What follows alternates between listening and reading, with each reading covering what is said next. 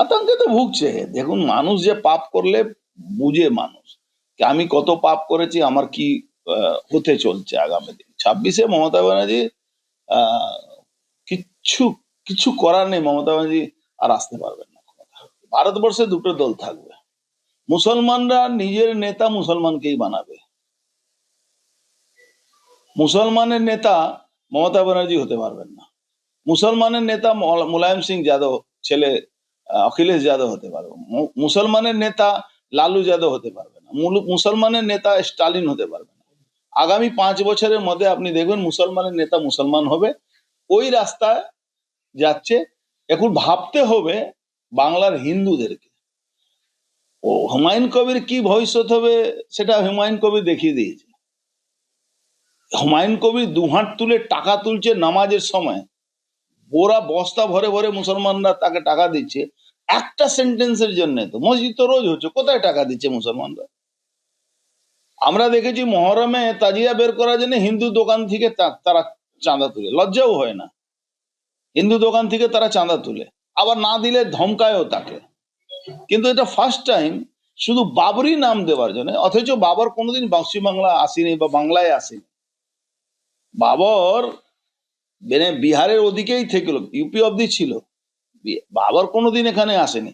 যেহেতু বাবরি মসজিদ স্ট্রাকচার ভাঙার মানে ইলিগাল স্ট্রাকচার ভেঙে রাম মন্দির ওখানে তৈরি হয়েছে, তার জন্য হিন্দুদের উপরে যে রাগ, সেই রাগের জন্য মুসলমানরা এই বাবরি মসজিদকে প্রশ্রয় দিচ্ছে বা বাবরি মসজিদ তৈরি করার জন্য হুমায়ুন কবিরের পাশে দাঁড়িয়ে আছে।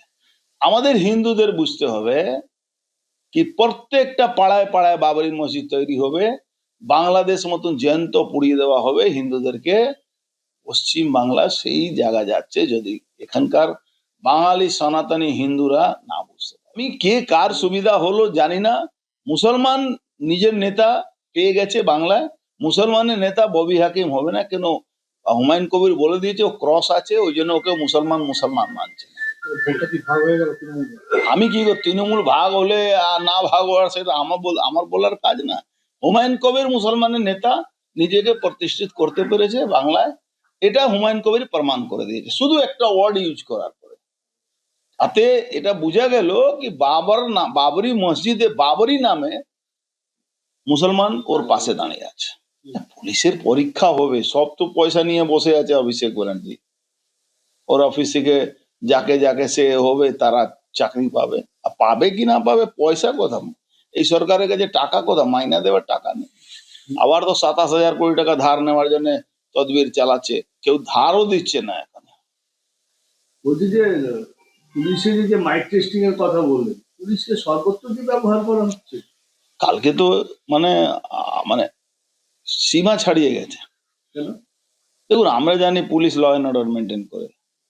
বাংলায় আমরা দেখছি পুলিশ চটি চাটে, পুলিশ মেরুদণ্ডহীন, পুলিশ বডি মানে তৃণমূলের বিরুদ্ধে কোনো হলে বা পুলিশ ফাঁসলে বা তৃণমূলের নেতা কোনো ফাঁসলে তার ডেড বডি পুড়িয়ে দেওয়ার চেষ্টা করে, তথ্য লোপাট করার চেষ্টা করে। এই ফার্স্ট টাইম আমরা দেখলাম মমতা ব্যানার্জি নিজেই বলেছেন কি সবটাইজ হচ্ছে, মাইকটা পুলিশ কেন দেখে নিচ্ছে না। মানে দলের মিটিং এ মাইক পুলিশ দেখবে, মানে মাইক টেস্টিং পুলিশের আর কি এর থেকে নিচে আর কি পতন হতে পারে? পুলিশের গায়ে অশোক স্তম্ভ থাকে, আর সেই পুলিশকেই কি দলদাস বানাচ্ছে?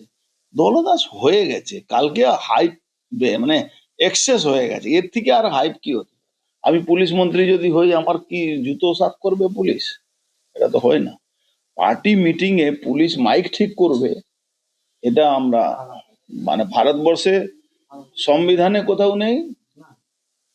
আমি বলবো এই মুসলিম ভোট ব্যাংক বানিয়েছেন তো মমতা ব্যানার্জি, সরিয়া কানুনেও নেই। সরিয়া আইন যেখানে চলছে সেখানেও পুলিশ ওই মাইক টেস্টিং আর জুতো সাফ করার কাজ করে না। কতটা মিসইউজ করছে পুলিশকে?